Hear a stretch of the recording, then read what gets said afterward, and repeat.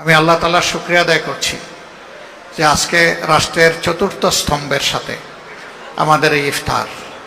আমার কাছে এই স্তম্ভটি বাকি তিনটা স্তম্ভকে সোজা রাখার ভ্যান গাড়ি আমি মনে করি, কিন্তু দুর্ভাগ্য আমার আগে আমাদের সম্পাদক বিস্তারিত বলে গেছেন, আমরা ফেসিবাদের কবলে পড়ে আমাদের সংবাদ মাধ্যমের কাছে জাতির যে প্রত্যাশা এইটা হারিয়ে ফেলেছিলাম গত 15.5 বছর। শুধু তাই নয়, আজ আমি গভীর শ্রদ্ধার সাথে স্মরণ করছি আপনাদেরই একজন প্রিয়জন জনাব গাজী রুহুল আমিন।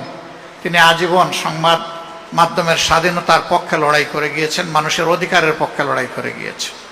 তাকেও নিবর্তিত হয়ে জেলে পুরা হয়েছিল। শেষ পর্যন্ত সেই ধাক্কা আল্লাহই ভালো জানেন, সামলাতে না পেরে তিনি দুনিয়া থেকেই বিদায় নিয়েছেন। আমি তার প্রতি শ্রদ্ধা নিবেদন করছি এবং তার মাগফিরাত কামনা করছি আল্লাহর দরবারে। শুধু তাই না, আমাদের সম্পাদকের সাথে কি আচরণ করা হয়েছে দফায় দফায় আপনারা জানেন। এমনকি তাকে হত্যার উদ্দেশ্যে প্রকাশ্য দিবালোকে কোর্ট প্রাঙ্গণেও তার উপরে আক্রমণ চালানো হয়েছিল, রক্তাক্ত করা হয়েছিল। সাংবাদিক শহীদুল আলম তার আরেক নজির, কবি ফরহাদ মাজহার কিডন্যাপ হয়েছেন তার নজির। এরকম কতজনের কথা বলবো আমি জানি না।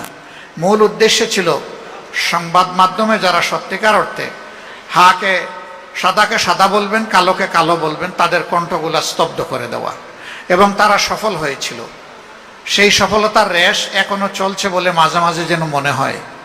আমরা ফেসিবাদ থেকে আংশিক নয়, পূর্ণ মুক্তি চাই। এটা যার আমলেই হোক, যখনই হোক। ফেসিবাদ কখনো জাতিকে ভালো কিছু দিতে পারে নাই, পারবে না। এবং সাংবাদিক বন্ধুদেরকে শুধু এতটুকু অনুরোধ করব, আপনাদের পরিচয় হচ্ছে আপনারা জাতির বিবেক। আপনারা বিবেক অনুযায়ী চলবেন। হায়াত মউত আল্লাহ তাআলার হাতে। জন্ম একদিন নিয়েছি, মৃত্যু একবারই হবে। লড়তে হবে বীরের মতো, মাঝখানে আর কোনো আপোষ নাই। আমরা বিরোধী দল থেকে বর্তমানে বিরোধী দলে আছি, আপনাদের এই কণ্ঠের পাহারাদারি আমরা করার নিশ্চয়তা দিচ্ছি। কিন্তু এই কাজটা দিতে হবে সরকারি দলকে। আমরা চোখ খোলা রাখবো, আপনারাও চোখ জাগ্রত রাখবেন। আমরা একসাথে এটার জন্য লড়াই করে যাব।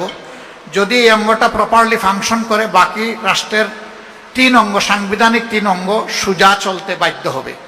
আর এই অংশ যদি ভঙ্গুর হয়ে যায়, ব্যর্থ হয়ে যায়, বাকি 3 অংশ অটোমেটিক্যালি 3 অঙ্গ ব্যর্থ হয়ে যাবে। আমরা সেই ব্যর্থতা আর দেখতে চাই না। আমরা এখন শুধু সফলতা চাই, একটা ঐক্যবদ্ধ জাতি আমরা দেখতে চাই, এবং জাতীয় ইস্যুতে, জাতীয় স্বার্থে কারো সাথে আমরা কোনো আপোষ করব না। সরকারি দল যদি সেই ক্ষেত্রে অনড় থাকে, আমরা তাদেরকে পাশে থেকে শক্তি যোগাবো, একসাথে লড়াই করব। কিন্তু সরকারি দল যদি দেখে এইখান থেকে তারা বিচ্যুত হয়ে যাচ্ছেন, তাদেরকে সোজা করে রাস্তায় আনার চেষ্টা করব, না হলে প্রতিরোধ গড়ে তুলব। এটি হবে আমাদের নীতি। আমরা সেই বাংলাদেশটাই চাচ্ছি, যেই বাংলাদেশে আর ফেসিবাদ আসবে না ফিরে, এবং যেই বাংলাদেশ আর কোনো আধিপত্যবাদের কাছে মাথা নত করবে না। আপনাদের সবাইকে ধন্যবাদ। আসসালামু আলাইকুম ওয়া রাহমাতুল্লাহ।